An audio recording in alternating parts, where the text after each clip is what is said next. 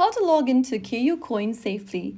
Hi everyone, welcome back to another video from Trading for Beginners. If you're trying to log into KuCoin account, first of all, launch open the KuCoin application on your smartphone or go visit the official KuCoin website and then go ahead and look for the sign up and login button and tap on it. Now in the login section, go ahead and enter your email or phone number in the first field. Once you do, click next, and on the next field, go ahead and enter your login password. If you don't remember the password, click on the forgot password link and follow through the instructions. Finally, click the login button, and then on the next page, you'll need to verify your email. Go check your email inbox for the email that you've just provided and click open the email from KuCoin. Now, copy the email code that you received, get back to KuCoin and paste in the code in the blank box.